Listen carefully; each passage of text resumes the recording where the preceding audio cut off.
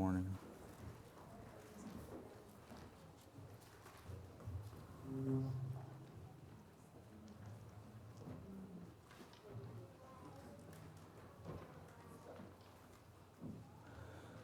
Preacher writes, "Cast your bread on the surface of the waters, for you will find it after many days.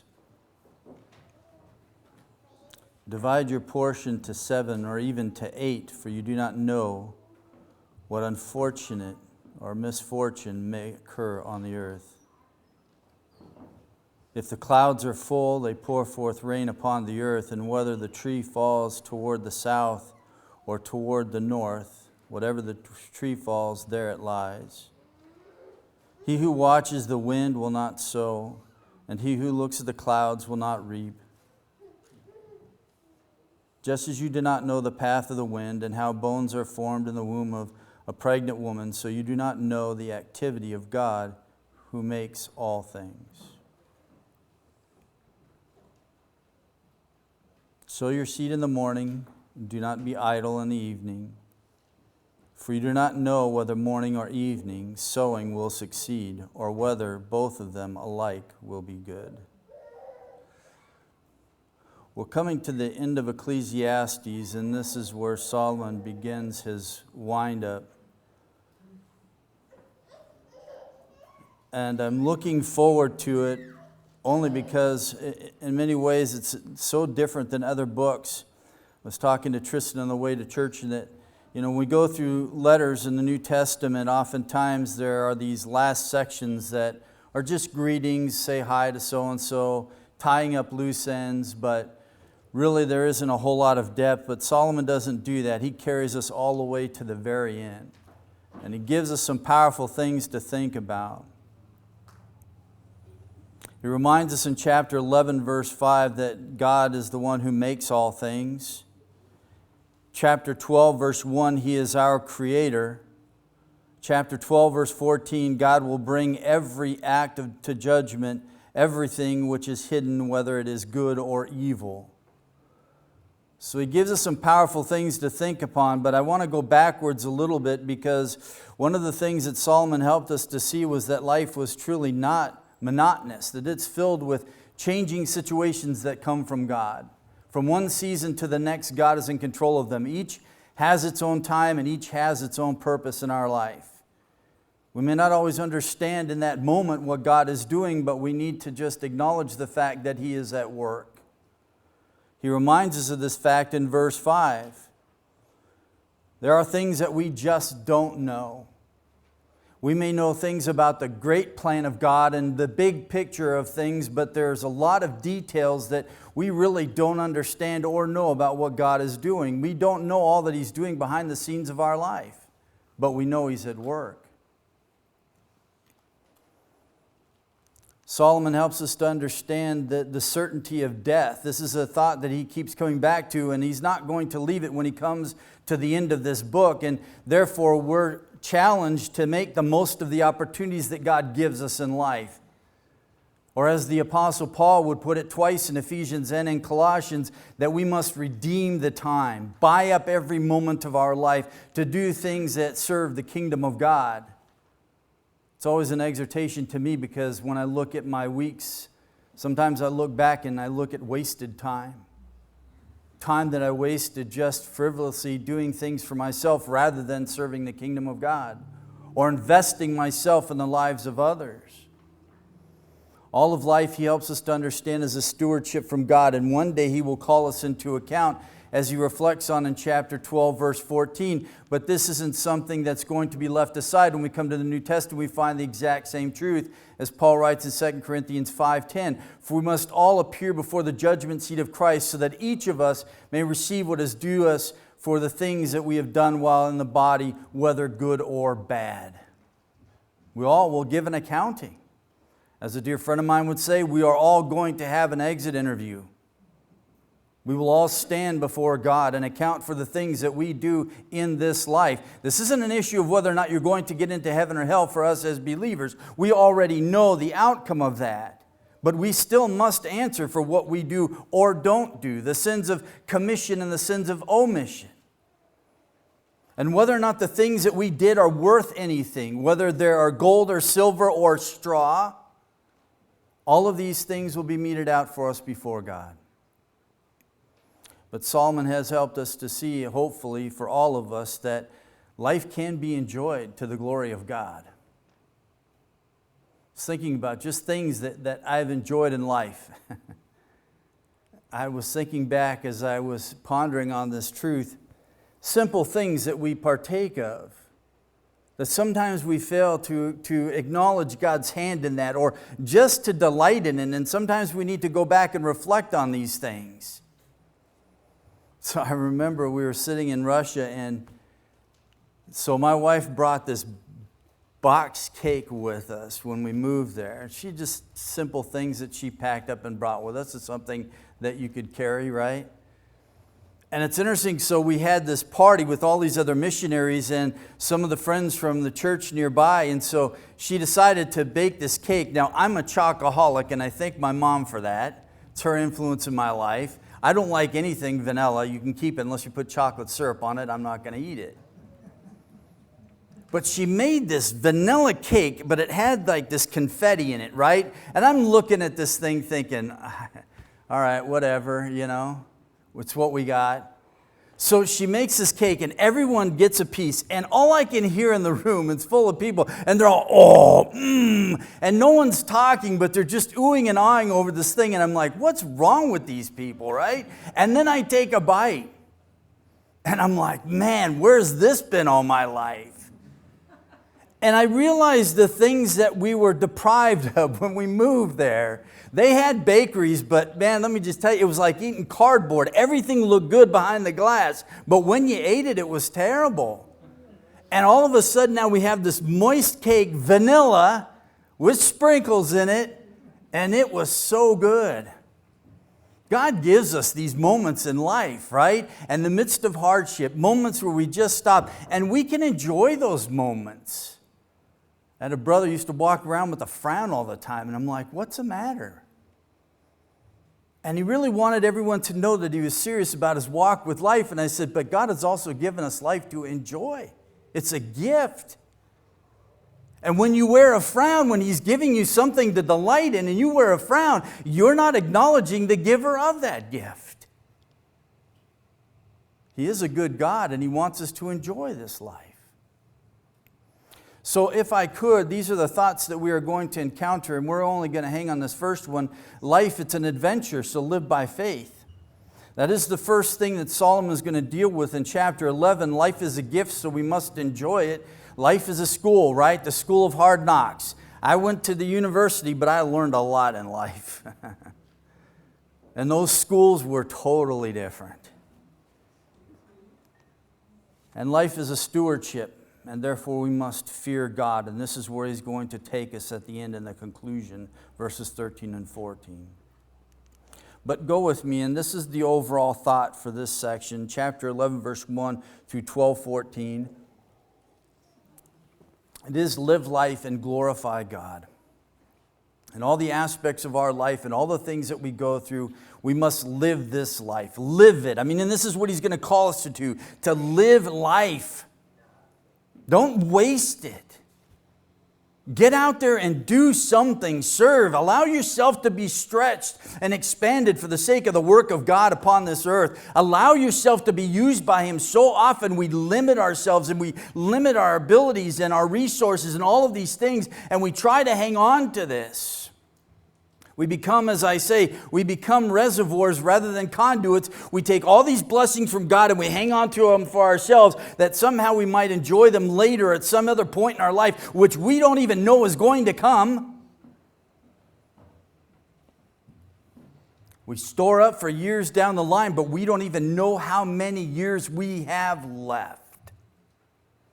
And we hang on to all of this stuff when we could be using it, right?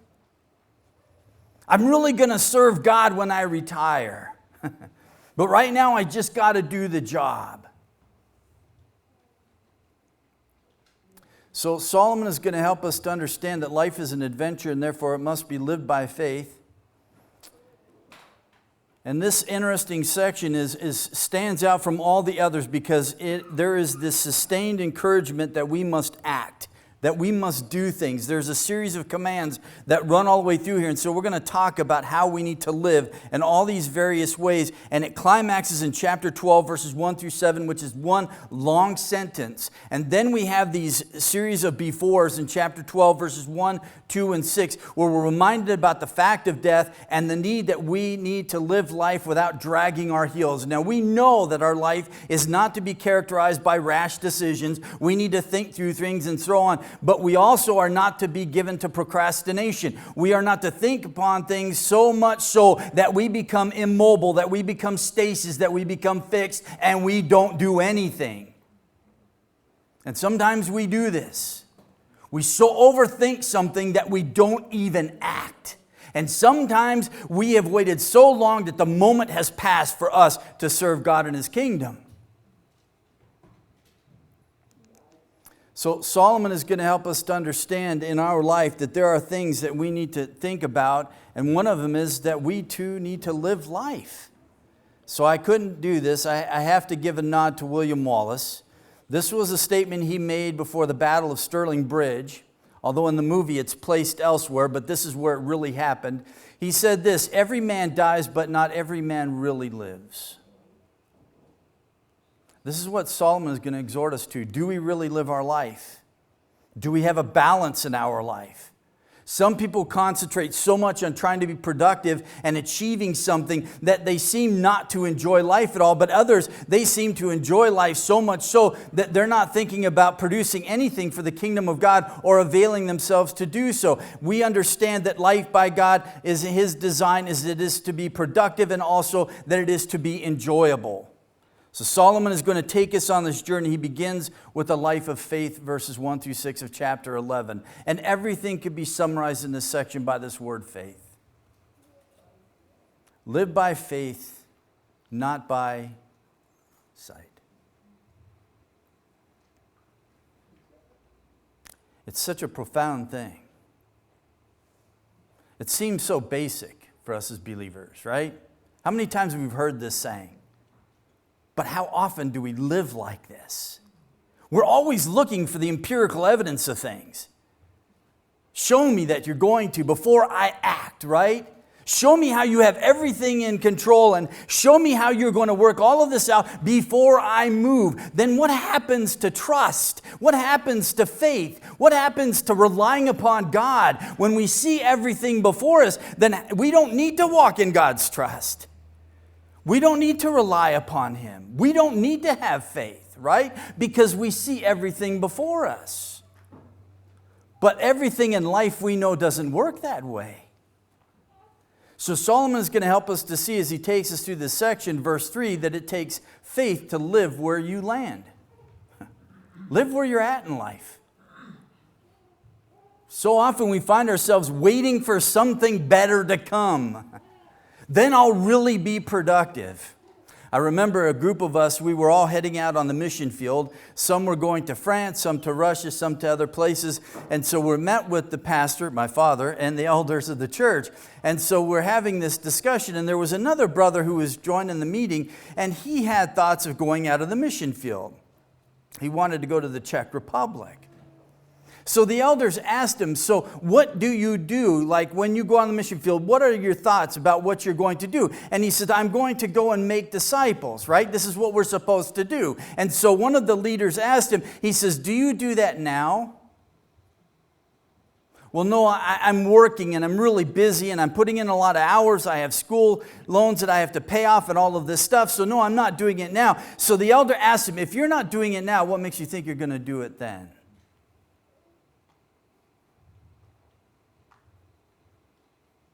If we're not productive where we are now, what makes us think we're going to be productive later in life?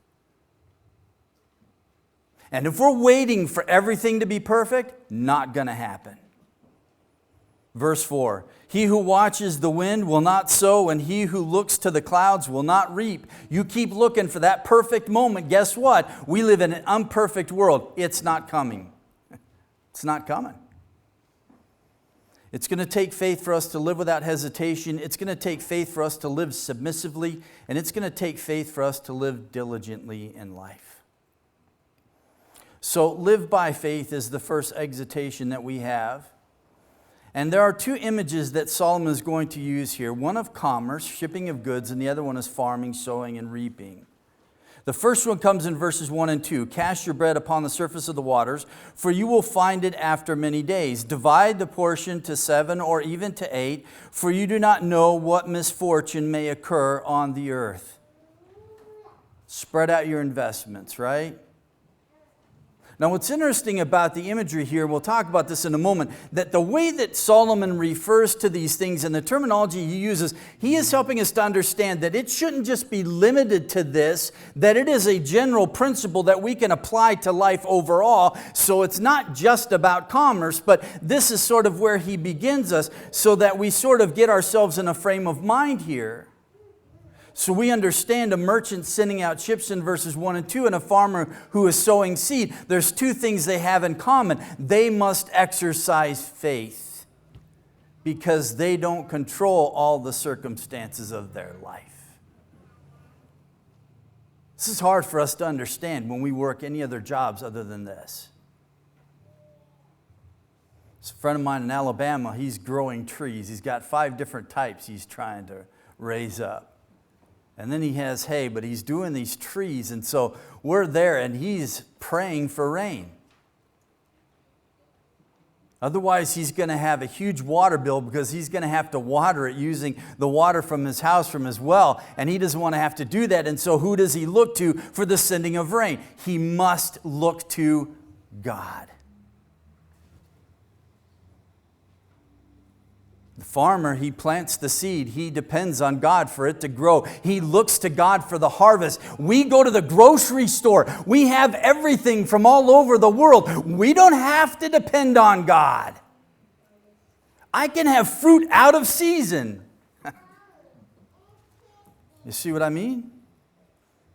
So this is why Solomon takes us here, because it's so easy for us to completely just dismiss, right, the need for faith in our life. The need to trust God. See, that paycheck comes every time, all the time, at the right time. It's always there, has always been there. Sometimes we forget who's in control of all of this stuff. So the friend of mine, he left a job that he was at. He was going to go to where he thought it was greener grass. And I told him, I said, look, man, it looks like it's greener grass over there, but when you get there, it's going to be astroturf. It's not for real, man. But he had to do it anyway. So he goes and takes this other job, and it definitely was astroturf. It was nothing he thought it would be, and so he left that job, and now he has nothing. He's putting his resume out everywhere, and nothing is coming. But during that time, he experienced the care and love of God in his life. God provided for him in ways he could have never imagined. And he was always sharing stories, and then all of a sudden, one day, he gets a job. And he says, I'm so glad because I'm never going back there again. And I said, to what? To not trusting and being dependent on God?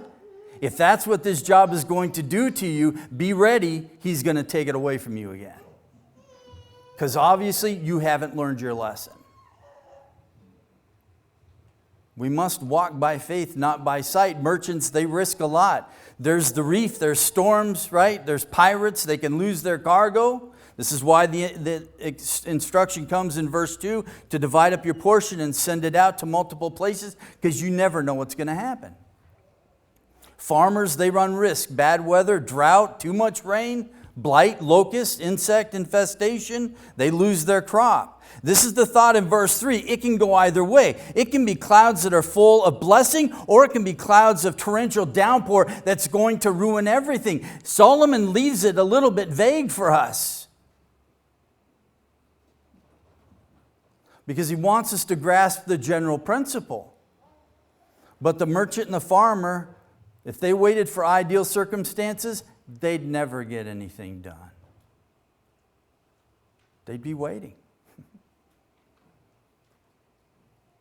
And here's the reality of this, is that Solomon helps us to understand there's risk in life. There are hazards. There are dangers. And this sometimes holds us back from being used by God in greater ways in our life because we're so afraid of what the future holds or what we don't know about the future, right? I don't know what's coming around the next corner. So we hold back. We hang on. We keep to ourselves. I don't want to overinvest. I don't want to overinvest my things. I don't want to overinvest my time. I don't want to overinvest myself and my life. We want to hang on to these things. Life is full of risks. Think about the Apostle Paul. What if he didn't face risks in his life? What if he wasn't willing to go through hazards and difficulties? We want a safe life. We want a life that there's no risk involved. But that is not the Christian life. Think about all that Paul reveals about what he went through in 2 Corinthians 11. All the suffering he went through. He walked into situations where he knew there was risk, that he knew there was a potential for suffering, that he knew there was a chance of disaster. But he also knew what God can do.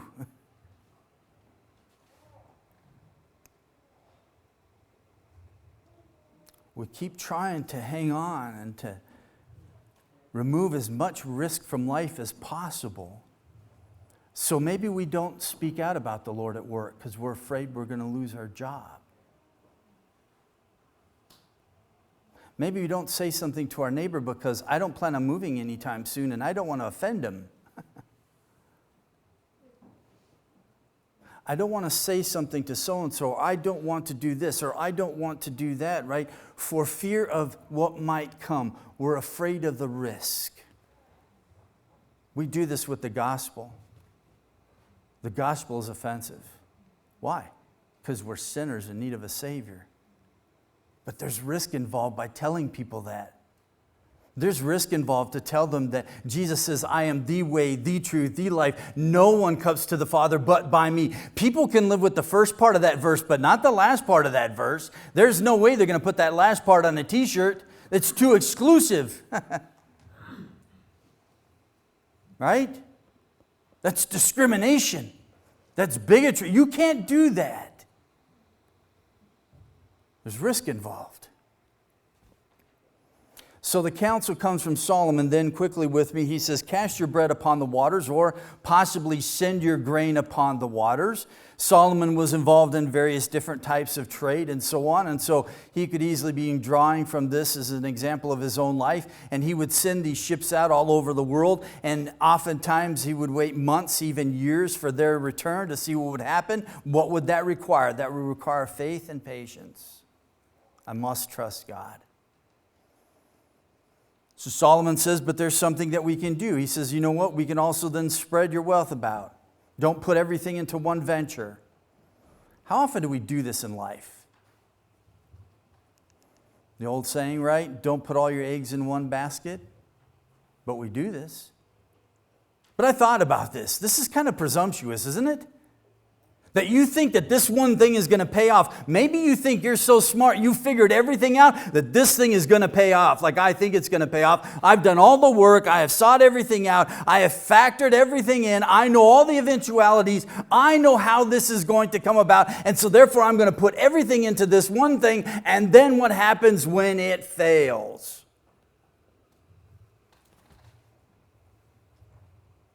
It's a little bit of pride there, isn't it?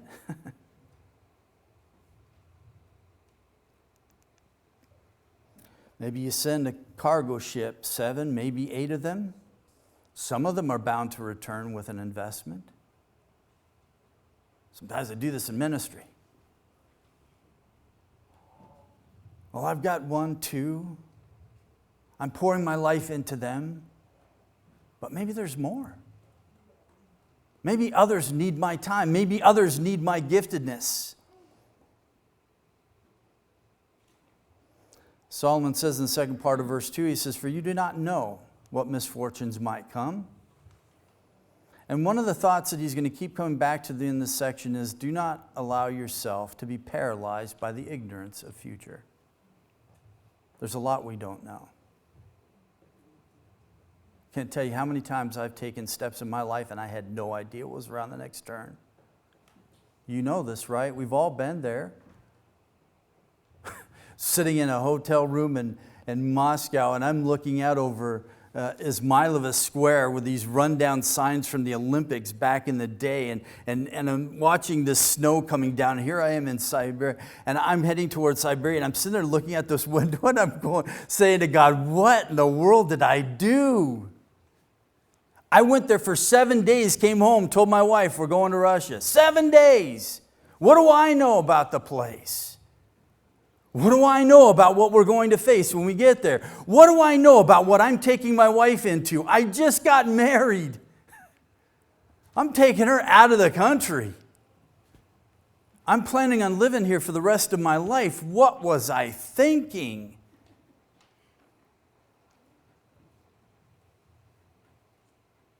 How many things we don't know. And that failure to know so often can paralyze us and keep us from doing anything. There is an element of generosity here, and this is where I just highlight for you how Solomon does this with the terminology he uses.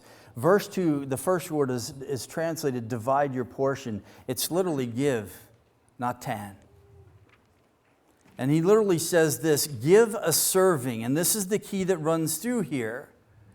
And then he talks about the 7 or even 8. This is the scriptural pattern for giving liberally and generously in life. 7 is the number of perfection. 8 is taking it one step further, right? It is above and beyond. How often do we hold back our resources in life? We could do so much more, right?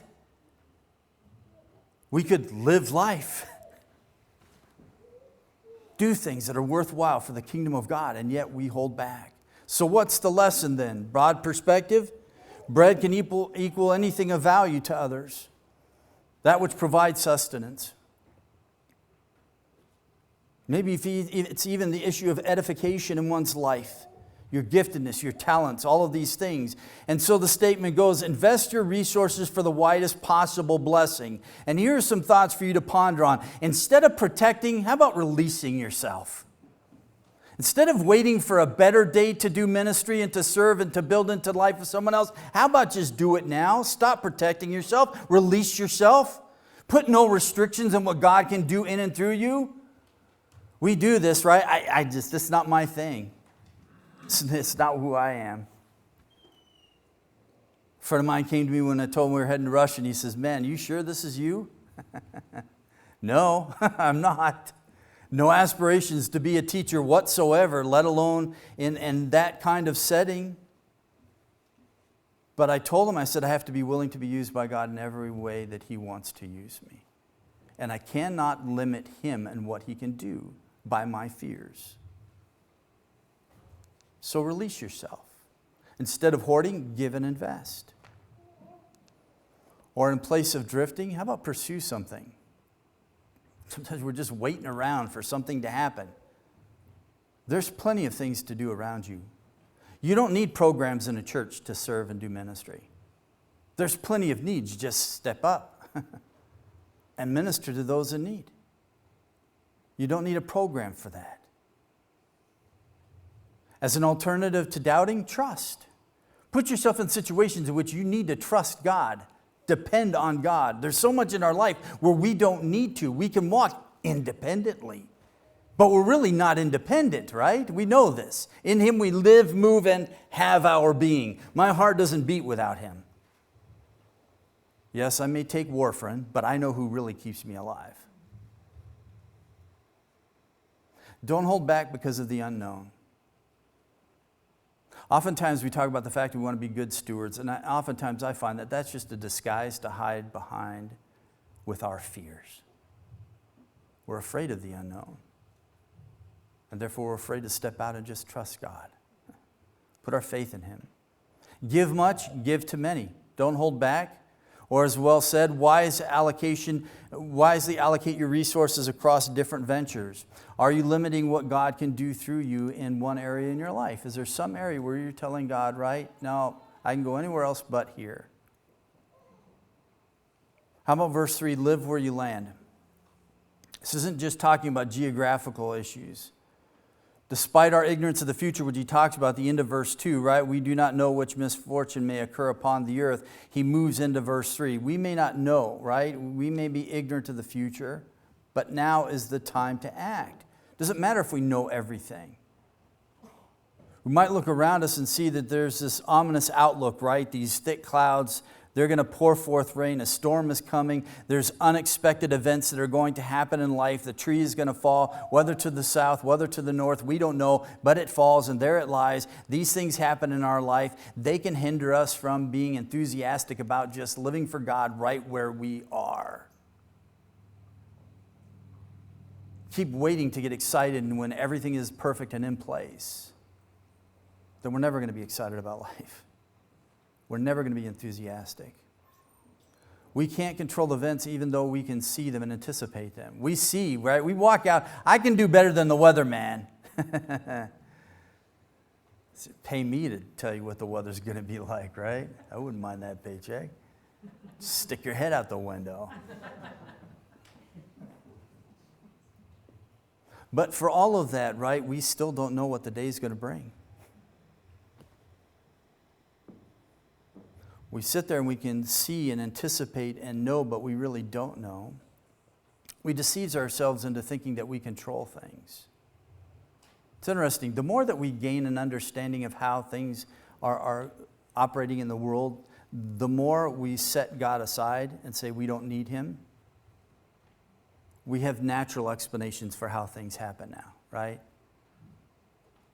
We've learned what happens in the womb of a woman who's pregnant. We know how all the weather systems work, right? So we're in control now. No, we're not. But we do this in our own life, don't we? We fool ourselves into thinking that somehow we have control just because we can see what we think we see is on the horizon. But sometimes those clouds are thick and black and everything, and there is not an ounce of rain that comes. Right? Nor can we precisely determine how events will work out. The tree falls where it will. We have no idea. Therefore, bloom where you're planted. Thrive where you are. Don't look for better days and different days. Just be content with where God has you right now. And if He moves you, He moves you. That's great. I've learned this in ministry, right? The church is God's garden. He can pick up someone and transplant them. I'm going to miss you, brother. I am.